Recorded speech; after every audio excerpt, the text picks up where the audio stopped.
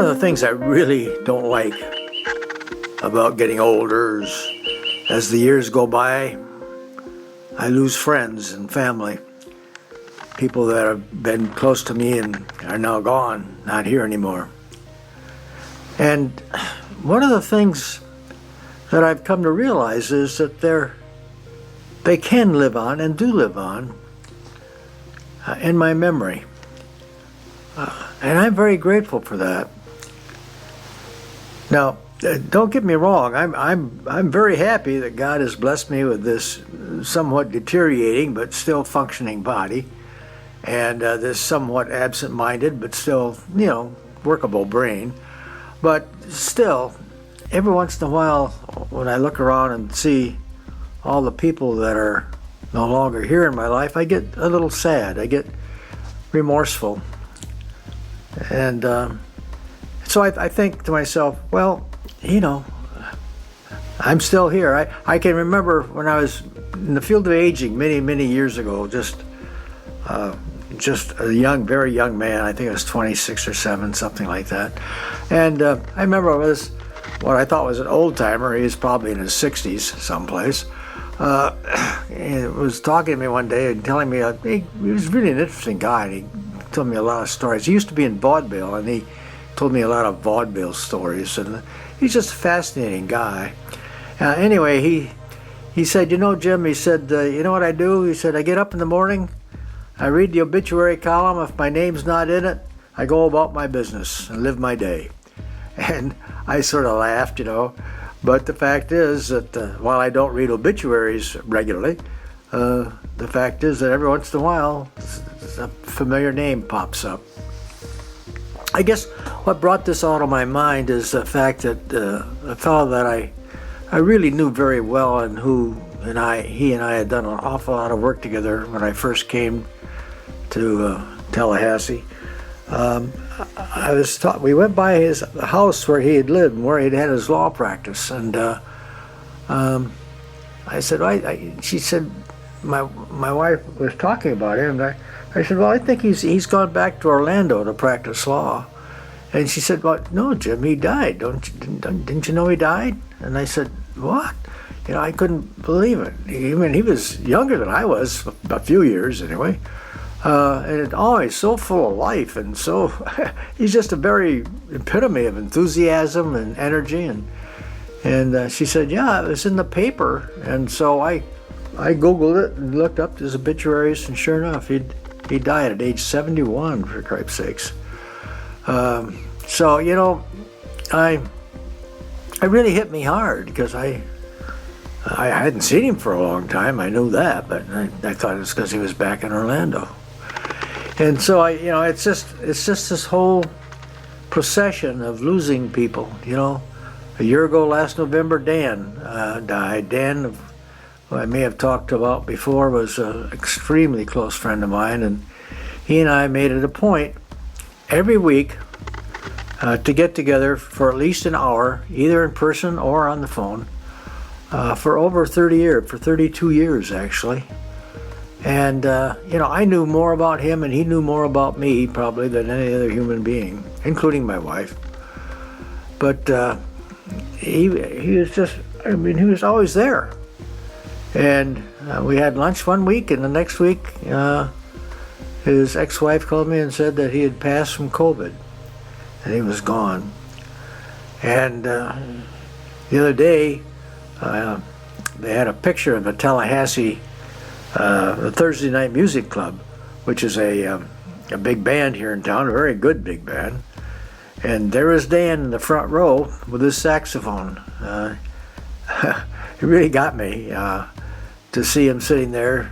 I guess they just haven't changed their promotional picture, but Dan was a real rock in that band as well. He just was a great guy, and I really miss him. I miss our talks. So, you hear all this, and the name of this presentation is memories. Well, what memories have? Well, the fact is that memories, I know there's a God, and I know that our energy that's in us continues in some form, someplace, somehow. It just doesn't cease. But one of the ways for me that I really think that this energy of mine continues is through the memories of those people that were close to me in my life. And my dad is a perfect example. I mean, we'd had a tumultuous relationship most of my life because we just had a lot of big differences, that's all. But fortunately, in the later years of his life once I had reached some degree of maturity, I came to see his great attributes and came to understand him a lot better. And I'll never forget the day he died. I was talking to him on the phone because he was here in Florida and I was up in Wisconsin. And I asked him, I said, Dad, I know today you're going to be with God, and I just asked you to put in a good word for me. And he said, well, Jim, you don't need it. He really thought that I was in pretty good shape. But I said, oh, I really do, Dad. And so he said, okay, you got it. And I can tell you that was many, many, many years ago. But my dad is still very present to me. I sit here right now looking at his picture, he's still here. He's here in my heart. He's here in my memory. Of all the things we did over the years, the good things that we did. I don't really focus much on some of the arguments we had and stuff. I don't. I remember the good times we had, the time we walked around Turk Lake in the rain. And he showed me how to make a fire in the rain underneath a pine tree, and just all kinds of things. So it's memories that we create as we go through this life for me, I walk down the street with JJ every day, and I walk by the houses that used to be filled with people that I knew very well who are gone now, passed on. And so, but I remember them. I remember the things we talked about, the things we did. And it's those memories that keep them alive to me. And I guess part of my spiritual journey is that I hope that my life has been one such that I will live on in people's memories, others' memories. I've been very fortunate that I'm sitting here looking at a picture of my siblings. All four of my siblings are still alive. All of my children are still alive. The people that are closest to me of all are still alive. My best friends from college are still alive. My best friend from high school is still alive. And I'm really grateful for that. I'm grateful they're still here.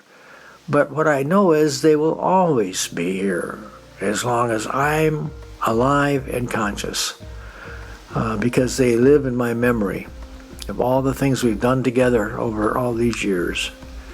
So memories are a great thing. Memories are a spiritual thing for me. They really are. Because they're not material or definite. You can't put your hands on them or anything else, like spirit.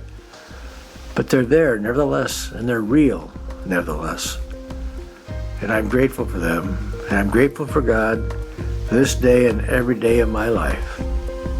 Be well, and I'll talk to you next time. Bye.